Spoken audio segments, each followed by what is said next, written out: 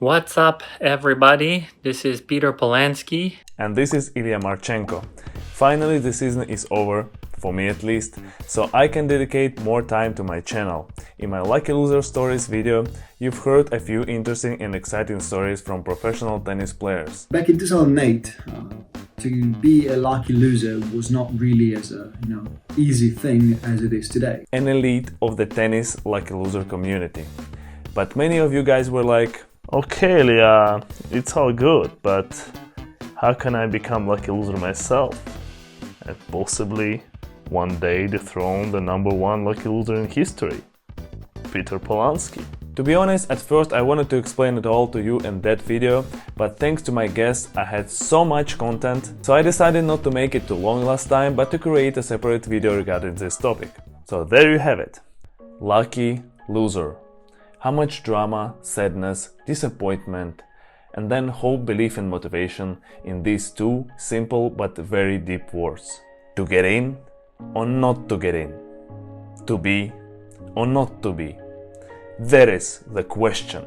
It feels like I've heard it somewhere, but I don't know where.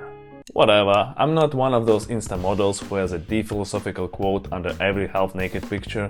They need to be smart. I'm just a tennis player, I'm allowed to be stupid. And if you watch my matches and videos, you know that I make full use of this privilege. So here are my 5 tips on how to become a lucky loser and how to do it consistently. First tip: be a loser. As obvious as it sounds, it is not that simple. I'm not talking about any particular match here, I'm talking about your lifestyle in general. Because like Peter said, lucky loser option is available for only specific group of tennis players. Roger Federer, Rafael Nadal, Novak Djokovic, they will never be the best lucky loser in the world. Because they're always in the main draw.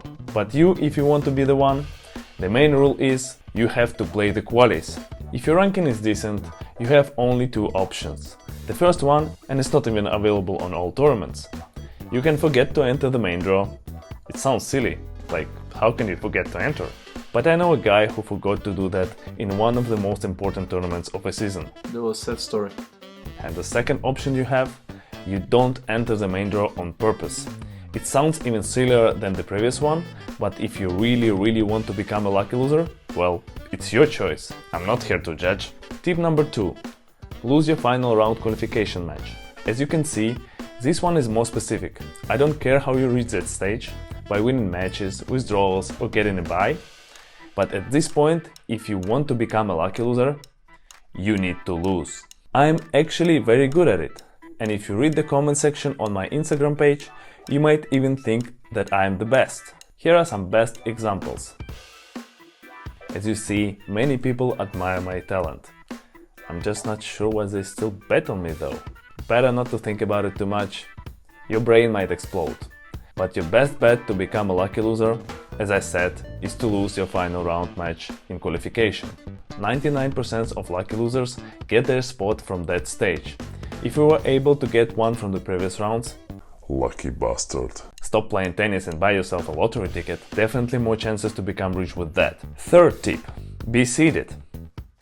In qualis, of course. I mean, you can get away even without it, like that lucky bastard Vitaly in Vienna. Lucky bastard. But if we are talking consistency here, doing it week by week, tournament by tournament, and possibly one day become the best lucky loser in the world, it is definitely much better to be seeded. Because if your ranking is too low, you might not even get to the tossing stage. On challengers and ATPs, they toss the first 2 players with the highest ranking. If more than 1 lucky loser spots are available before the end of the qualification matches, they just add that amount to the tossing process. At the Grand Slam, it is similar, but a bit different. They toss the first 4, and if more than 2 spots are available already, then they add. So it's always the amount of known lucky loser spots plus 2 players. The rest goes by ranking. So as you see, you never have a guarantee that you'll get the spot. But if you are among top seeds, your chances are much higher. So to become a lucky loser consistently, you need to be that guy who misses the main draw by a few spots in the ranking. So it's very important to keep a good balance between your wins and losses. Tip number 4. Bring your luck. As we've learned from Aslan's story from my previous video, Something should be done up there The Jesus should help me. You can't rely on your God only. That was a sad story. So you need all your luck and superstitions to get that lucky loser spot. For the best result, I've prepared some of the best and time-tested ones. So no whistling indoors, no walking under a ladder, put your luckiest underwear on. Better if it's red. Find some birds to poop on you. The best way is to wait under the tree. If you can't find any birds, use the French version. For that, dogs are fine too. You need to find their poop and confidently step in with your left foot. All that is very important if you want to become a lucky loser. It is always better to be prepared. So, only one tip left, and I haven't put any lame ads yet. I think some casino or betting website ad would match this video's topic perfectly. But unfortunately, because of ATP rules, I cannot do that. So here's another top court ad. Blah blah blah, support my channel, blah blah blah, use affiliate link below, you know the drill. Now it's time for the fifth tip. Be patient. Even after following all my tips, sometimes you will not get in after the tossing. Maybe another player had more luck than you.